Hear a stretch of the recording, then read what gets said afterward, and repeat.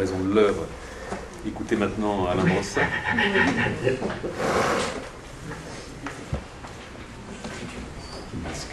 En tout cas, merci. Tu me donneras le texte pour que je puisse les méditer et y réfléchir. René, tu vas m'entendre si je reste là? Je vais t'écouter, oui. Non, parce que ah, ben oui, comme ça, je suis obligé de me déplacer. Non, bouge pas. De toute façon, à la distance de mon oreille. Et si, avant, mais il vaut mieux, comme ça, si je suis plus près de toi, je t'entendrai mieux. Merci infiniment. Je serai près de toi, mieux je m'entendrai avec toi. Voilà, donc j'ai intitulé mon topo cher hospitalier, pas seulement pour le plaisir du bon mot, mais parce que je considère que la pensée de René n'est pas une pensée qui cherche à galvaniser, qui cherche à édifier, même pas d'ailleurs une pensée qui cherche à proprement parler à éclairer.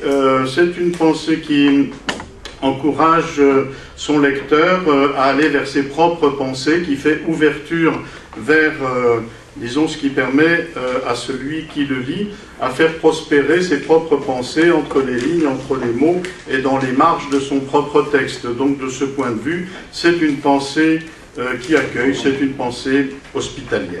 Voilà. Donc dans cet esprit-là, je ne vais pas faire un commentaire du livre de René, Zeus hospitalier. Je vais plutôt écrire dans les marges de son texte, le prendre comme support ou comme impulsion pour quelques réflexions personnelles autour du motif de l'hospitalier. Non pas dans la perspective d'une histoire ou d'une anthropologie de l'hospitalité, mais plutôt sous l'angle de ses enjeux dans le présent. Donc à la page 77 de son livre, René écrit la chose suivante: « L'hospitalité, en son essence, se dérobe à tout concept du politique. » Et avec cette phrase qui tranche, je crois qu'il touche le nerf du problème. Bien souvent, en effet, et avec les meilleures intentions du monde, mais sans trop nous soucier de la rigueur des mots, nous sommes portés à blâmer l'inhospitalité, un mot qui n'existe pas en français d'ailleurs, de nos démocraties policières, de nos États, qui font la chasse aux étrangers dits irréguliers, qui distribuent les visas au compte-gouttes, cherchant à faire de l'Europe communautaire une vraie forteresse, etc., etc. Mais, disant cela, je crois que nous confondons deux choses. Premièrement, une politique de l'étranger, ou bien, disons, un règlement des circulations, fondé sur des principes et des normes, donc d'une part, et d'autre part, l'hospitalité, laquelle, rigoureusement entendue, se doit d'être absolument inconditionnelle, et ne peut donc se voir subordonnée à quelques règles ou principes qui lui soient extérieurs. La force du conte de Flaubert, la légende de Saint-Julien l'Hospitalier, est précisément de prendre toutes les libertés avec ce que l'on sait de la vie de Saint-Julien pour penser et exposer jusqu'au bout, jusqu'à ses ultimes conséquences, c'est-à-dire le corps du lépreux agonisant réchauffé contre celui du saint en devenir, l'unique principe dont se soutienne l'hospitalité proprement entendue, c'est-à-dire son trait d'illimitation, son caractère inconditionnel. Toute réglementation ou restriction apportée au principe d'hospitalité tue l'hospitalité. Le principe d'hospitalité, c'est par exemple le fait qu'une église, un établissement religieux, soit considéré comme un lieu d'accueil ou un refuge inviolable pour quelque fugitif que ce soit. Si l'on commence à lui demander des comptes sur ce qu'il est, un persécuté ou au contraire un assassin, l'hospitalité est morte. Et vous n'ignorez pas d'ailleurs l'usage pervers qu'une partie de l'Église catholique a pu faire de ce principe au lendemain de la Seconde Guerre mondiale, lorsqu'il s'est agi de planquer et d'exfiltrer quelques criminels nazis de première classe. On comprend mieux dès lors qu'existe un véritable différend, au sens que Lyotard donne à ce terme, mais est-ce qu'il peut exister un autre sens de ce terme, à ce terme, pour nous qui sommes en dette perpétuelle à son endroit? Lyotard, notre collègue, notre ami, donc, indifférent donc entre toute espèce, toute forme ou tout régime de rationalité politique et le principe d'hospitalité. Pour autant que la politique, qu'elle soit gouvernementale ou non, étatique ou non, pour autant que toute politique est fondée sur des calculs, sur des stratégies, sur des calculs d'intérêt qui ne sont pas pour autant nécessairement dépourvus de tout fondement axiologique. On ne peut donc exiger d'aucun sujet politique qu'il fasse de l'hospitalité son principe.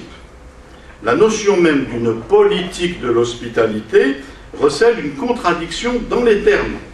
Kant a bien vu le problème qui distingue, pour celui qui séjourne dans un pays étranger, Besuchsrecht et Gastrecht, droit de visite et droit à un séjour indéterminé, et c'est entendu donc dans le mot Gast, séjour aux frais de la princesse. Par conséquent, ce que nous sommes en droit d'exiger de la part de nos gouvernants, de nos États, pour autant notamment que ceux-ci se targuent d'être démocratiques, c'est une politique civilisée de l'étranger, une politique éclairée des circulations de personnes, pas une hospitalité inconditionnelle, laquelle, pour cette raison même, peut être, comme le rappelle René, le fait de personnes, le fait de communautés, mais pas celui des États, des gouvernements, des administrations. Bien évidemment, disant cela, je ne veux pas du tout opposer le prétendu réalisme des États à un réalisme en forme de politique de... je ne veux pas du tout interpréter le prétendu réalisme des États ou légitimer le prétendu réalisme des États en tant que, aujourd'hui, ce prétendu réalisme coïncide avec une politique de contingentement et de rejet de l'étranger. Je ne veux pas du tout opposer ça au caractère utopique, entre guillemets, et gentiment rêveur de l'hospitalité. Je ne cherche évidemment pas, à Dieu ne plaise, à trouver un fondement légitime à la xénophobie d'État qui aujourd'hui fait office dans tous les pays dits du premier monde de politique de l'étranger. Je veux simplement insister sur le fait qu'une politique de l'étranger, quelle qu'elle soit, et une pratique de l'hospitalité se déploient respectivement sur des plans absolument hétérogènes, et je vais y revenir bientôt en détail. Simplement, une fois qu'on a posé ceci, reste entièrement pendante la question de savoir ce que l'on doit entendre aujourd'hui par une politique civilisée de l'étranger, une politique éclairée des circulations de personnes. Une telle politique ne peut avoir pour boussole que la notion d'un nouveau différent. Le différent qui oppose toute espèce de biopolitique, c'est-à-dire de gestion étatique des circulations des populations, donc de réalisme entre guillemets en la matière, à ce qui constitue l'alpha et l'oméga supposé de la modernité démocratique, c'est-à-dire la doctrine des droits de l'homme. Ce que je veux dire par là, c'est une chose simple et massive, mais tellement massive que généralement elle n'est pas prise en compte. Si nous sommes vraiment des modernes politiques, c'est-à-dire des démocrates, alors nous ne devons pas réclamer une politique de l'immigration tolérante, généreuse, ouverte, une revendication qui est codée d'emblée dans les termes de la police étatique, mais bien une politique de l'étranger fondée sur le plus élémentaire de la doctrine des droits de l'homme, c'est-à-dire un principe d'équivalence de toute vie humaine avec tout autre, ou plutôt dans un monde où tout un chacun est constitué par des conditions d'appartenance spécifiques de toute personne humaine avec tout autre. Ce qui, du point de vue des circulations, va se traduire dans les termes suivants. Tout droit de circulation que je réclame pour moi-même, je le réclame pour tous les autres. L'égalité va donc prendre ici la forme pratique de la réciprocité. Si je trouve juste et conforme aux normes présentes de la civilisation humaine de pouvoir me rendre, moi, au titre de visiteur, et pour quelque motif que ce soit, au Maroc, au Sénégal, en Turquie, en Chine, etc., sans rencontrer d'obstacles administratifs ou policiers insurmontables, alors je dois réclamer ce même droit pour tout autre qui entend faire le même chemin en sens inverse. Déroger à ce principe de réciprocité, c'est admettre qu'en toutes circonstances, le réalisme biopolitique des États qui s'instituent pasteurs et gérants du vivant humain doit l'emporter absolument sur les supposés principes fondateurs de l'institution démocratique en cours au demeurant de globalisation accélérée. Et c'est donc lever le voile du même coup sur le statut idéologique ou idéocratique du discours des droits de l'homme dans les espaces dits démocratiques du présent.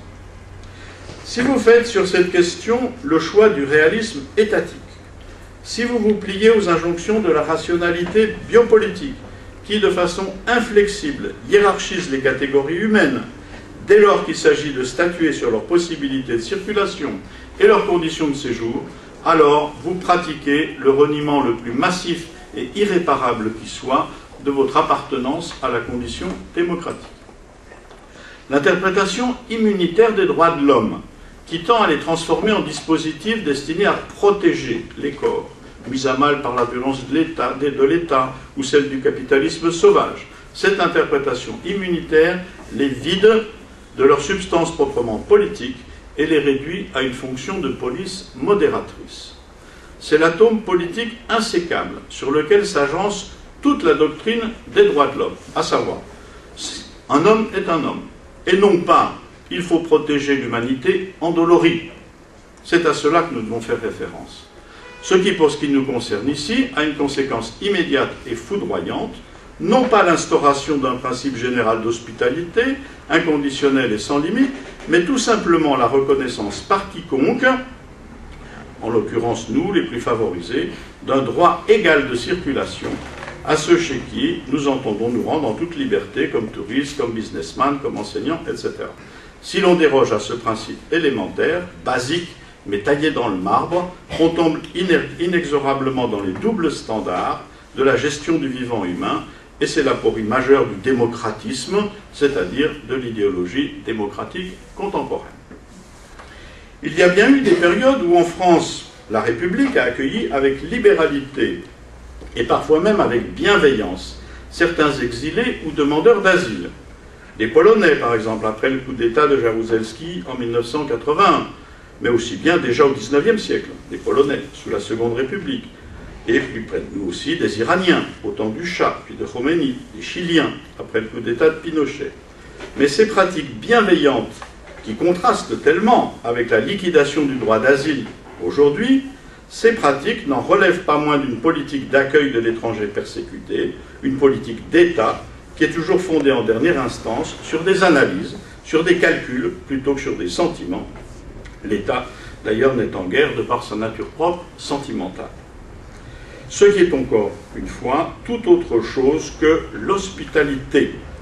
La preuve en étant que ce sont toujours des catégories de demandeurs qui, par opposition à d'autres, généralement plus nombreux, vont être, dans des séquences données, accueillis. Par contraste, le propre de l'hospitalité est, comme le rappelle René, de faire référence à des lois, entre guillemets, dont l'origine se perd dans l'immémorial et dont la propriété est de ne pouvoir trouver leurs conditions d'inscription dans aucun droit positif. Les lois de l'hospitalité sont toujours plus vieilles que le droit, plus vieilles que l'État, que l'administration et son habitude de trier, séparer, répartir, classer, hiérarchiser, et donc son habitude de fabriquer des catégories. L'hospitalité, pour autant qu'elle renvoie à cette figure archaïque de la loi, est indissolublement liée à la communauté, donc à des usages, à des règles, à des traditions communautaires qui statuent sur les conditions dans lesquelles l'étranger doit être accueilli, avec les égards les plus grands, mais qui statue aussi sur les conditions dans lesquelles il doit être traité impitoyablement, c'est-à-dire comme un ennemi. Donc le contraire de l'hospitalité, en ce sens, ce n'est pas l'inhospitalité, mais la guerre, tout simplement. Donc, contrairement à ce que j'énonçais peut-être un peu imprudemment plus haut, l'hospitalité est bien conditionnée par un code, écrit ou non, qui parfois en précise même les conditions d'exercice d'une façon extrêmement rigoureuse, par exemple, dans le Qanun albanais. Mais au fond, cela ne change rien au caractère rigoureusement étranger à toute rationalité politique de l'hospitalité, qui est le point sur lequel je voudrais porter l'accent. Une politique d'accueil ou de non-accueil pratiquée par un État moderne va toujours s'appliquer de préférence à des catégories humaines. L'hospitalité, elle, en Occident au moins, on le voit déjà chez Homère, se pratique toujours tête de pipe par tête de pipe. Elle met en présence des singularités dans la relation entre un accueillant et un accueilli, dans une relation intersubjective qui met en jeu toutes sortes de choses, des questions de statut social, des questions de langue, des questions de code culturel. Rappelez-vous par exemple la séquence assez désopilante de Mars Attack, soucieux de faire bon accueil aux Martiens, civilisation supérieure à celle des Terriens, et qui viennent de débarquer. Les humains arrivent les mains chargées de colombes blanches, emblème pour eux de paix, signe de bienvenue, etc. Là, pour les Martiens, les colombes sont des oiseaux funestes, en vertu de quoi ils désintègrent aussi sec les accueillants et leur bonne volonté. Bref, l'hospitalité est incalculable. Ses usages, ses formes, ses conséquences sont imprévisibles. Et c'est à ce titre qu'elle peut être dite irréductible à toute espèce de réglementation ou d'injonction. Qui sait si demain Ulysse va reprendre sa route ou s'il va demeurer auprès de Nausicaa. L'hospitalité n'est pas un dispositif. Et même chez les peuples dits premiers ou dans les sociétés traditionnelles, où elle est inscrite dans le code de vie de la communauté, de nombreux exemples montrent comment un petit grain de sable peut à tout instant en enrayer le bon usage et faire basculer l'accueil inconditionnel dans le vomissement de l'étranger, et ceci jusqu'à son extermination. Ce caractère incalculable, ce caractère ingouvernable de l'hospitalité est bien la raison pour laquelle les États policiers de notre temps la tiennent en grande défiance et la plupart du temps la proscrivent. Elle se glisse en effet entre les mailles du contrôle le plus vigilant. Elle peut être ouverte, mais elle peut aussi être furtive, secrète, discrète, comme elle l'est dans la fameuse dernière séquence de La Grande Illusion, le film donc, de Renoir, lorsque les prisonniers en fuite, Maréchal et Rosenthal, Gabin et Dalio, sont accueillis par la paysanne allemande Elsa, la sublime Dita Parlo. Elle, l'hospitalité, leur échappe. Elle échappe aux autorités. Elle lance à leur entendement toutes sortes de défis, notamment parce qu'elle s'exerce sans avoir besoin de raison. Bien mieux, c'est lorsque elle le fait au mépris de toute raison, de tout calcul, de toute prudence, qu'elle brille de son éclat le plus beau, comme dans le film de Renoir précisément, puisqu'Elsa a tout à perdre et rien à gagner en accueillant les deux fugitifs, étant conduite à se comporter au rebours de tout sens patriotique, donc en les abritant, en les nourrissant, en les cachant, en les soignant. Mais quand je parle ici des États policiers, je me devrais d'être plus précis. Je pense pas seulement aux dictatures policières ou militaires, mais bien aussi à des démocraties policières, puisque, comme chacun sait, a été récemment mise en vigueur chez nous-mêmes ce que les organisations qui s'activent en faveur des demandeurs d'asile et des sans-papiers appellent un délit d'hospitalité, qui est donc destiné à sanctionner ceux qui aident, ceux qui hébergent des étrangers en situation irrégulière. Et on voit bien ici que l'hospitalité n'est pas, dans ses manifestations les plus cristallines, si on peut dire, quelque chose qui peut trouver sa place à proprement parler dans un code social. Elle est au contraire ce qui va s'en séparer absolument, s'y opposer. Le code social ou le code civique aurait voulu qu'Elsa, dans le film de Renoir, dénonce les deux fuyards plutôt que les cacher et prendre soin d'eux. Donc l'hospitalité va s'adresser aux plus lointains, aux plus différents. Ici même, elle s'exerce au bénéfice de l'ennemi, et circonstance aggravante en temps de guerre. Elle ne consiste donc pas à bien recevoir des amis ou des parents, conformément à des codes de civilité bien établis, et toujours à charge de revanche, sur un mode prévisible. Au contraire, elle ne s'exerce jamais aussi bien et ne déploie vraiment ses puissances de déplacement, de décèlement et de dessaisissement que lorsqu'elle survient de manière totalement inopinée, improbable, contre le cours des choses, comme un don pur qui n'anticipe sur aucun contre-don. Lorsque l'étranger que j'accueille, donc, est un parfait inconnu, que je ne sais pas d'où il vient, que je ne sais pas où il va, s'il est riche ou s'il est pauvre, et dont je n'attends rien, et qu'il est infiniment improbable qu'il ait l'occasion de me rendre l'appareil un jour.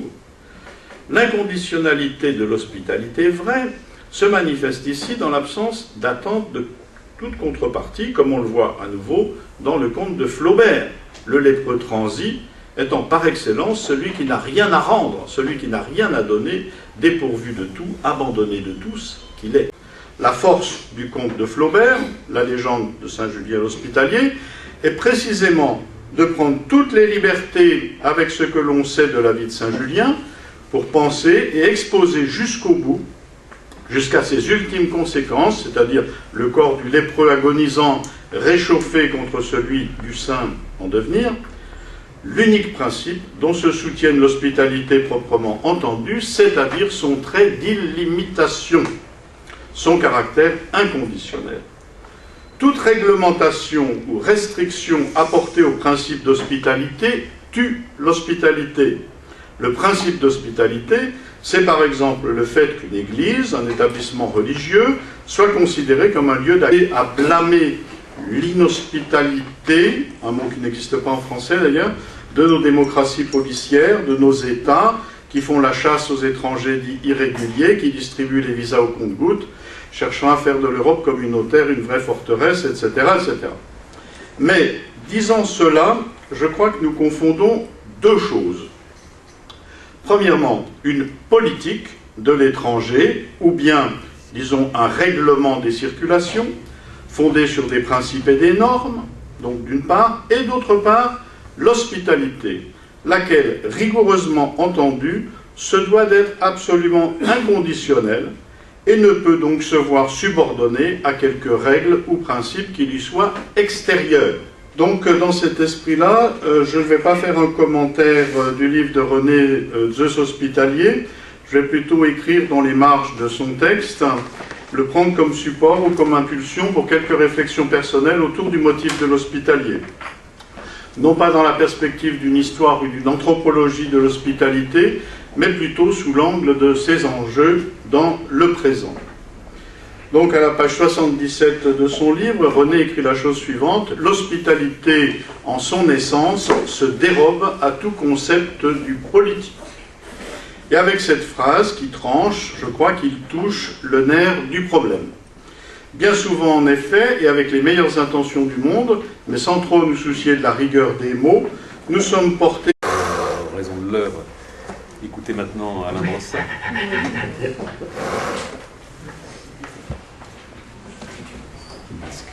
En tout cas, merci. Tu me donneras le texte pour que je puisse les méditer et y réfléchir.